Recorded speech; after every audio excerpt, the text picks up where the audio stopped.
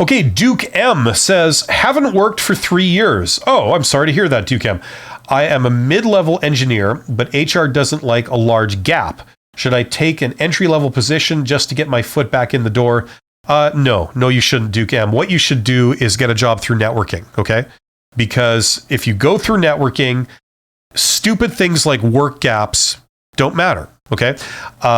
Work gaps are only a problem for recruiters, and recruiters, no offense to the good recruiters out there, but I'd say 80% of recruiters who are out there don't have a clue what they're doing, and they don't have an idea how to assess somebody.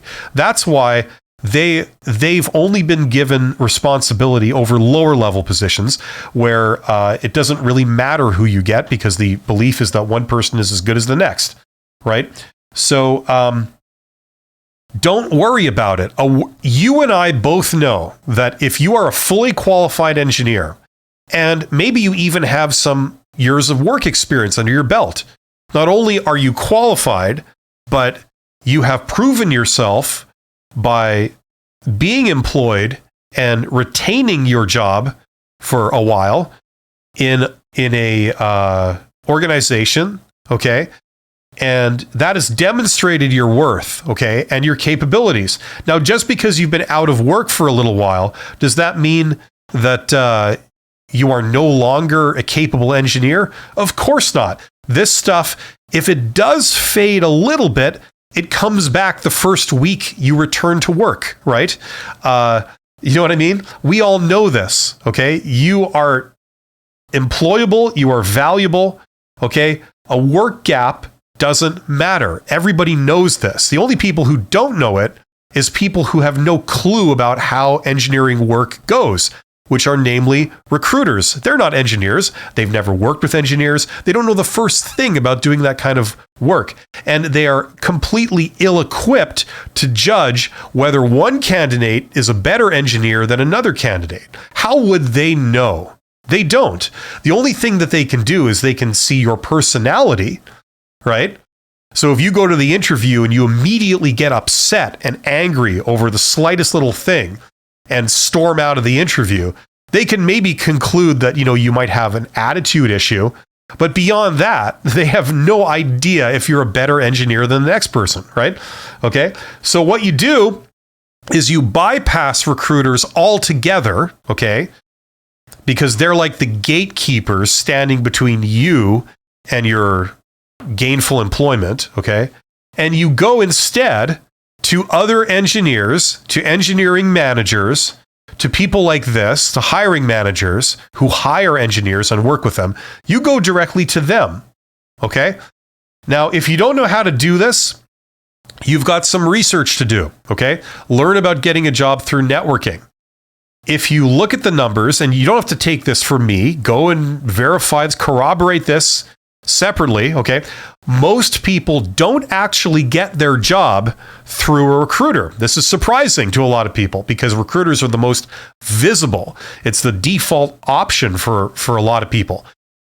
Answer a job ad, interview with a recruiter, get hired. That's the default thing for a lot of people. It's actually not the way that the majority of people get their job. The majority of people get their job through some form of networking. Maybe they happen to know someone who put in a good word for them with someone else who was hiring for an engineering position. That's one possibility. Another possibility is they approached a company or a specific hiring manager within a company and said, look, I don't know if you're hiring right now, okay? But I can tell you this much. I'm a great engineer, and I'm passionate about this kind of work. And I know that your company does some really exciting work in that area. So listen, if ever you're looking for an engineer, here's my card, here's my information. Please give me a call. I would love to work with you. Thank you and have a nice day, okay? Now, if you contacted, say, 800 managers over the course of, say, 3 months, and basically gave them that exact template message, okay? Most of those managers, they're just not hiring right now, okay? So it just doesn't lead to anything. But a few of them, just out of random probability, happen to be hiring an engineer right now. Okay? They're looking for a person right now. And here's somebody that just landed right in their lap, and they were the only person that was passionate enough about doing this that got right in front of them and made a case for themselves. Okay? And already that puts you head and shoulders above all the other people that would have applied for a job, because you're the only one that was passionate enough and had the initiative enough to do this. And that signals certain things. It signals that, first of all, you have initiative, that, you really want the job. You're not just looking for anything. You're looking for this, right? And that's the type of person that they want. Okay?